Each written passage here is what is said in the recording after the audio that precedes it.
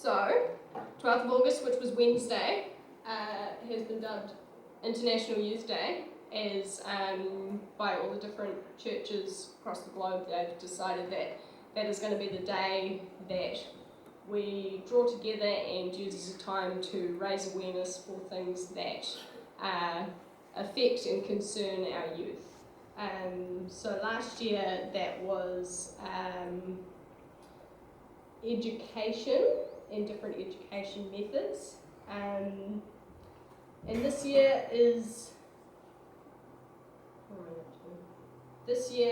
mental health, which tends to be a topic that follows me around lately, and it's a topic that I'm quite passionate about, along with the topic of youth, so good combo. But after some thought and consideration, I decided that yes, I've got plenty of stories that I can share with you guys, but church is not time for me to share my personal stories, or not to focus entirely on those. And while there's plenty of stories in the Bible and lots of characters who by today's standards would have suffered many mental health and mental illness issues, I decided that I didn't have the time or the experience to really dig into those and do it enough justice. So I'd love to do it someday, but not today. So I've decided to take a step back and focus a little bit more on a passage that relates to our youth, where Jesus brings our youth in as an example, and specifically kids, for how we should be aspiring to be. But I thought before that it would be really cool to do a little bit on mental health really quickly, and then give you a little update on what we actually do at youth group and how we're going at the moment. So I have a warm-up, which I realised in the middle of the night probably isn't the best thing for social distancing. So I figure we can just do our high fives and fist bumps from a slight distance, if we like. So the idea is you go around, and I'll explain it afterwards, the mental health meaning behind this. But the idea is you go around, you find anyone in the building, they can be as close or as far from you as you want, find a high five partner, tell them something that you're thankful for, and so on and so forth. Find a low five partner, tell them something that they don't know about you, and a fist bump partner will be something that they can pray for. So go, be free, do your activity, get up, exercise, and find a partner. Find 3 partners, and about the rest of you guys, but I found that quite amusing to watch. And it was really encouraging. But does anyone want to have a little guess as to how this helps our mental health world?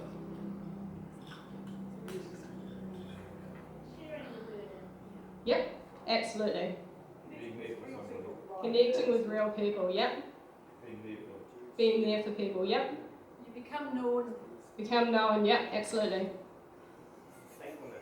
Thankfulness, absolutely, yep. Cool. So this is an activity that I've stolen from another group, because I tend to do that. And it's a workshop called a pawpaw, highly recommend it. And they focus on the supporters of people suffering with mental health and suicide issues. And it's all about giving us the equipment to be able to help these people the best. But this activity was a very light and fluffy one that was used specifically in the example of things like youth groups or church groups or community groups. And you do something like this, and this is a chance where even if you don't know people very well, so the idea is your high five partner is probably going to be the person right next to you. Okay, your low five partner is going to be the person next to that. And eventually you get further and further away to the people that you're less and less comfortable with, and you can keep going. We went for about 6 or 7 rounds and got up to hip bumps and ankle taps and ankle shakes, and it was all a little bit crazy. But you just do this activity and share a little something about yourself. But the idea is that if you're intentional with it, you remember something and you come back to this point, and it is something that is an opener to start a conversation with someone. And that, especially in the youth circumstances, can just open that door just a little bit for them to think, hey, this person actually cares about my everyday life. so maybe I can talk to them if I ever need to. So that's my touch on mental health. So a little update of how we're going at youth group. Typically, we actually don't have many youth here today. I see Ben, and I think the others have gone off to children's, to their little activities there. So that's all right. So youth group typically for me starts at 6 p.m. And for our other leaders, and we've decided that we meet an hour before youth group and we have dinner together, which we've been doing for 2 or 3 years now, and it is one of the best decisions that I think we made as a youth group, to be in community with our leaders, and it's really casual, and we discuss what we're doing at youth group, we have some prayer time, and we just share a meal. We get our kind of socialising as leaders out, because we're kind of the people who have been there the longest and we know each other, and then we have a chance to focus on the youth once they arrive. Then we do games, a little bit more chaotic than high-fiving people and sharing about yourself, usually, but it's just running around, getting your energy out, just really having fun with each other. Then we go on to any notices and devotions that we have. This term we've been doing our leaders come up to share a little bit of our own stories, which has been really, really cool. We've only done a couple of those so far, but we're going to try and work through all of our leaders, which will be quite a big step for some of them. And we go on to messages, which is usually tied in with a small group time. So we have things like activities in the middle, where you jump off into your small group and ask a question halfway through. I tend to stick to that style, so I get used to it. But this term we've been doing the book of James, which has almost too much content, but it's a brilliant, brilliant book. And this year we've changed things from just doing musical worship every week to rotating between, a monthly cycle. And we'll have musical worship, and then we'll have a time for extra long small groups for bigger discussions, and then a time for creative space, which is like an alternate worship space, and we can, go in circles of prayer. This Friday we did painting things that we're thankful for, which didn't get too messy, surprisingly. And then once a month we've been throwing all of that structure that I've just told you out the window and doing a fun Friday, which is a movie night, a games night. Once the weather gets better, it'll be a sports afternoon, things like that, where we can just really be in community and have fun together. So we have about 30 of us on a night, which is pretty good. Maybe a dozen of those would be leaders. So that's me using up a good chunk of my time to start off with. The greatest in the kingdom of heaven. So that first verse, and I just want to note right now that this first verse is one that you want to remember, because everything else keeps tying back to this. So at that time the disciples came to Jesus and asked, "Who then is the greatest in the kingdom of heaven?" And it's important to note, it says at that time. Not all the translations have that, but about maybe half of the ones that I looked at did. Kind of implies that it's referring back to the previous passage. So just background on that, the previous passage was when Simon Peter is sent and he gets some coins out of a fish to pay the temple tax. So I kind of look at that and I think of it as Peter's probably quite chuffed about this. Puffing out his chest and being like, I could pull some coins out of a fish. I'm thinking I'm pretty good of myself right now. And, the other disciples might be getting a bit jealous of this, or they might be getting a bit annoyed and, I did this last week. And they're all rambling. But really, I feel like that question has come out of a matter of pride and position, status, and competition amongst the disciples. And they're asking who's the best of the best, which ultimately is a culture that I think we can all relate to. And an image that ties into that is that of the hierarchy, which I've used blocks because they're more fun. or the pyramid of importance, where you kind of rank people however you want them to be or however you think they should be. So I want you guys to take a moment and think something from your own life that might show some kind of hierarchy. Could be at work, could be at school. Just think of that in your head. And I want you to think, what kind of characteristics do the people have, or things in common do the people have who are almost always at the top of that hierarchy? Does anyone want to shout some out at me?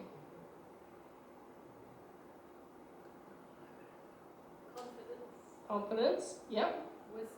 Wisdom, yep. Experience, yep.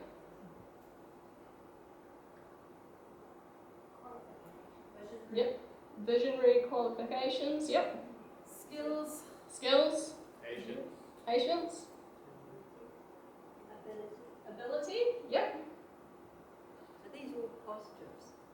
I mean, I can think of the negative. Throw the negatives out too. Egotistical, very good, yep. And some, of course, are into power and control. Power and control, yep, absolutely. So the focus here, if we're looking at the hierarchy of the blocks, is the disciples are looking at things for the sake of getting to the top, or wanting to be at the top. So they're looking at life from who's on top, who do I have to beat, what do I have to do to beat them, and how do I overtake the others. Oh, missed it. So verses 2 to 5 is how Jesus initially responds, which is a little bit backwards from what they expected, but I'm sure they're used to it by now. So I'll read that out. I should have made it a little bit bigger for myself. I've got it here. He called a little child to him and placed the child among them, and he said, "Truly, I tell you, unless you change and become like little children, you will never enter the kingdom of heaven. And whoever welcomes one such child in my name welcomes me." So here's another question for you. What do we think the child symbolizes? This is a hard one, I've discovered, because you could go on many different ideas about this. Any thoughts on what a child would symbolize?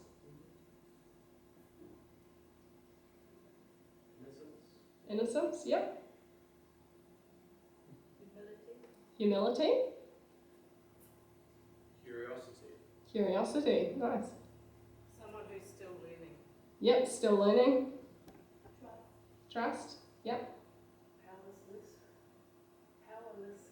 Powerlessness, very good.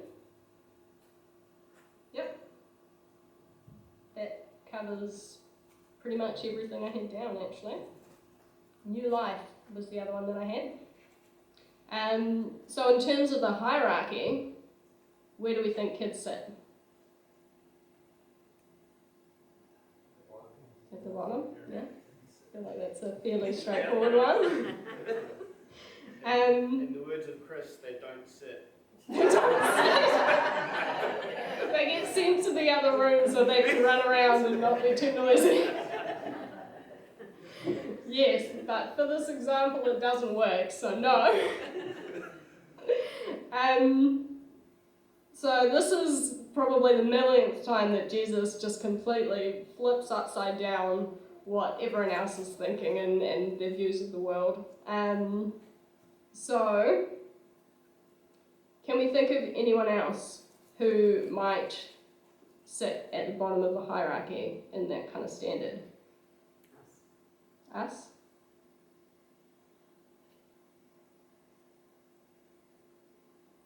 Should I give some examples? Yeah? Just the question is standard in Jesus' opinion or in Jesus' time or now? Probably in Jesus' time, in that culture. In that culture? Yeah.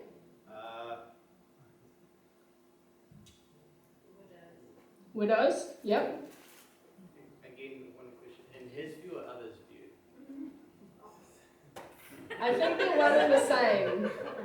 Okay, in his few all equal. Thank you, Liam, for pulling apart my story. No. Any other Slaves. thoughts? Slaves? Slaves and the poor, yep.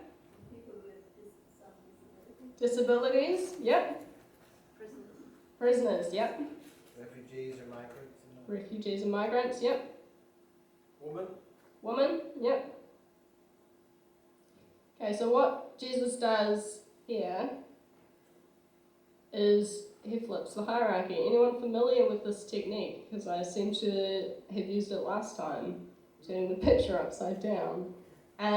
So I've chucked a few things in there, which is very small writing, but basically the things that you guys have just said. And we can deduct from other stories from Jesus that he turns it completely upside down. It's not just the children that he says need to be at the top. It's everyone who is usually considered the lowly and the bottom of the ranks. So instead of going along with the disciples here and telling them who's doing the best and which one of them is, closest to God's kingdom and whatever, he reminds them that they actually have to be humble, and that they shouldn't be looking down on each other. So verses 6 and 7, if anyone causes one of these little ones who believes in me to stumble, it would be better for them to have a large millstone hung around their neck and be drowned in the depth of the sea.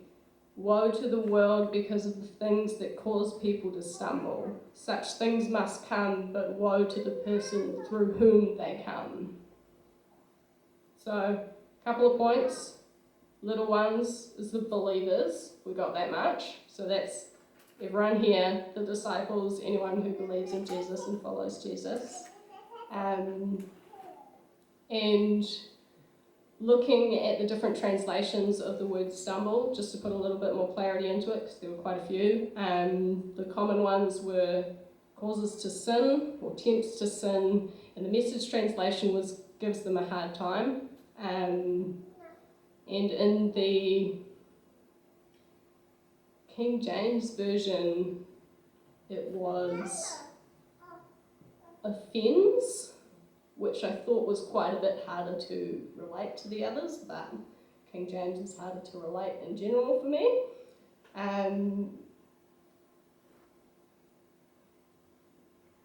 So, the question is, when we've got all these people, there's lots of questions here, but when we've got all these people that we're putting, who usually stand at the bottom of the hierarchy, Jesus uses a kid specifically, probably because there was a kid there to start with, but also because he knows our nature. And he knows that we can get competitive and jealous of one another, and especially if we think they're higher on the hierarchy, and we can kind of start to plot and think of ways to knock them down or to get ourselves up. And our responses in that way can be very childish. But if we see others lower than us on that hierarchy, our response is often just as bad, and if not worse. We become just as cruel and we knock people down even further just because we can. And some people, unfortunately, in that scenario, find that it's easier to never get back up when they've been knocked down. It's easier to just walk away than get back on when the other people on the same track who are supposed to be on the same path as you are the ones that are pushing you off it. So what Jesus is saying here is anyone who causes another person to stumble or sin or fall from their faith or desert their journey towards God, it's better to hang a millstone around your neck and drown. So just to clarify what a millstone is, I got a couple pictures. So it's like a giant mortar and pestle, the little bowls with the grindy things, and you use them to grind down your powders and your spices and grains and things like that. But they're really, really big, and they've generally got a hole in the centre for a post or something to go in so that you can turn them and roll them around. So the picture of putting one of those, like slipping your head into one of those and getting chucked into the depth of the sea is so much worse than drowning. It's drowning without any hope of getting out of that. So we're going for a little while. And then it gets a little bit more intense. When we get on to verses 8 and 9, I was very tempted to just stop there, because after that it feels like it relates less to youth and it's hard to talk about. But then I looked at it more and more and I realised how beautifully it ties in. So we're going to dive into this, and it's hard, but we'll do it. So if your hand or foot causes you to stumble, cut it off and throw it away. It is better for you to enter life maimed or crippled than to have 2 hands or 2 feet and be thrown into eternal fire. And if your eye causes you to stumble, gouge it out and throw it away. It is better for you to enter life with 1 eye than have 2 eyes and be thrown into the fire of hell. And the reason I say this ties so beautifully onto the previous image, this is not a very beautiful image right now, is because Jesus is saying, just before he was saying, we have to do whatever we can to try not to hurt and push other people off the path, but he's also saying it's so, so important to keep ourselves from going astray as well. And then there's the whole kind of self-mutilation thing, which surely Jesus isn't actually saying that we should cut our limbs off and gouge our eyes out, because I genuinely don't know how that would help us. But it does get our attention, and I think that's what he's trying to do here.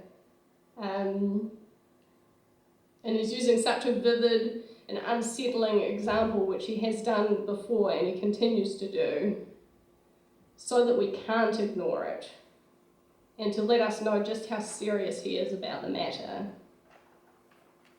So just another question to throw out and make sure you're all still paying attention. How could your eyes or your foot or your mouth lead you astray? What do these symbolize? Any thoughts?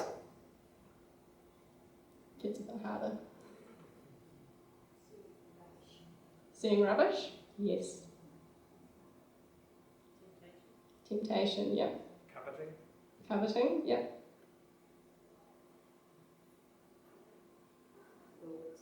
Thoughts, yeah. Pride, yep. Yeah, we can add other body parts in too. Just throwing that out there. Temptations of the flesh. Yeah, absolutely. That falls into all of them. That's the one that ties them together.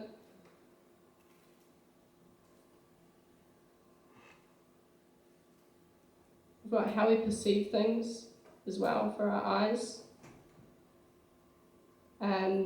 The things that we touch with our hands represent the things that we can take as well, and how we can hurt people usually occurs with our hands to start with, sometimes our mouths, many other things, and our feet tend to represent the path that we're on and where we go, which are usually led astray by things like our eyes and our hands, and they are the things that follow on from our actions and our thoughts.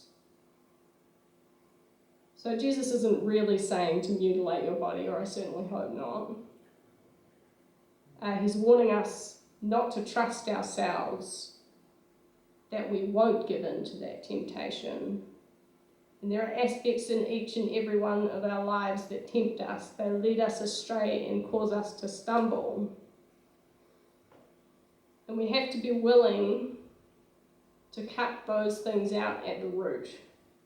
And it's a hard truth that our journey with God requires sacrifices, and a lot of people don't realise it, but it's usually not very pretty. And I don't know what it is. It could be gossip or toxic friends or that consuming job or wealth and power or lust or gluttony, whatever it is, we have to be willing to confront it and cast it from us. Because the pain of a gaping wound is better than hell, right? And that's a topic that I tend to avoid because it scares me, which is why we need to take it so much more seriously. So verse 10 gets a little bit nicer. We're nearly there, guys. So see that you do not despise one of these little ones, for I tell you that their angels in heaven always see the face of my Father in heaven. So first of all, little ones, we got this already as our fellow believers. And then just tying it back, I told you to remember verse 1. What did the disciples ask in verse 1? Who is the greatest in the kingdom of heaven? Yep. So that's just kind of the final little jab and twist for the disciples' competitive attitude and these digs against each other. And I kind of find that last little sentence a little bit amusing because I've got this picture in my head of this defense attorney angel standing up for us, which, to be honest, in reality, if I ever saw that, I think I would be absolutely terrified, because angels aren't those pretty little images with the wings and cherubs and everything. They're a lot scarier. And I think having an angel standing, speaking against what I've done and defending the people that I've hurt, the thought of that terrifies me. So it doesn't matter what your guilty pleasure is. And for example, if it's gossip, are you gonna get done for slander in front of the highest of judges? Or is it worth the pain to cut out that temptation inside of you before it takes hold of you? So slightly nicer, back to the hierarchy, rounding it up. So, a few points here. Jesus is saying, don't be jealous or plot against those above you. Don't mock or put down those below you. And better yet, get rid of the hierarchy and stop looking at people by their ranks and where they stand. As believers, we all walk the same journey with God, although it may take different paths. So there's no need to mock or judge or be jealous of others for their pace or position or place in the path. That's what causes us to stumble when we're distracted.